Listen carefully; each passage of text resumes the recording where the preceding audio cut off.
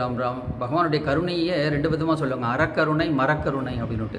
ஒன்று வந்து நல்லா படிக்கக்கூடிய குழந்தைகளை தட்டி கொடுத்து நல்லா படிக்க வைக்கிறது, அழிச்சாட்டியம் பண்ணுற குழந்தைகளை அடித்து படிக்க வைக்கிறது இல்லையா. அது மாதிரி ரெண்டு விதமாக பகவானுடைய ரெண்டு கண்கள் இல்லையா, சூரியன் சந்திரன் சொல்லுவாங்க. சந்திரன் வந்து குளிர்ச்சி தரும், சூரியனுங்கிறது சுட்டெரித்து விடும். அதனால் சில பகவானுடைய அவதாரங்களோடு நமக்கு கொஞ்சம் ஸ்ட்ரேஞ்சாக தெரியும்.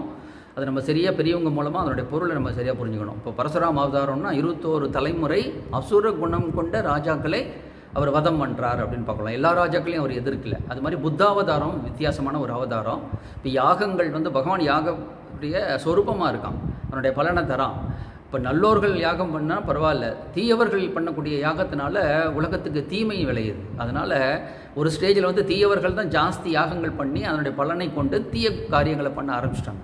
அதனால் அவர்களை மிஸ்கைட் பண்ணுறதுக்காக எப்படி பகவான் மோகினி அவதாரம் எடுத்து அசுரர்களை மிஸ்கைட் பண்ணி அதே தேவர்களுக்கு அமிர்தத்தை கொடுத்தார் இல்லையா. அது மாதிரி இந்த இடத்துல புத்தாவதாரத்தில் அவர் என்ன பண்ணுறாருன்னா, அவங்க அந்த பண்ணக்கூடிய அந்த யாகங்கள்லேருந்து அவர்களை மிஸ்கைட் பண்ணி இதெல்லாம் பண்ண வேண்டாம், இதனால் இது தவறான காரியங்கள் அப்படிங்கிற மாதிரி பண்ணுறதுக்காக எடுத்துக்கப்பட்ட அவதாரம் தான் புத்தாவதாரம். அதை நம்ம பெரியவங்க மூலமாக மிகச்சரியாக புரிந்து கொண்டோமா நமக்கு அதனுடைய பகவானுடைய குணம் நமக்கு புரிய ஆரம்பிக்கும். ராதே ராதே.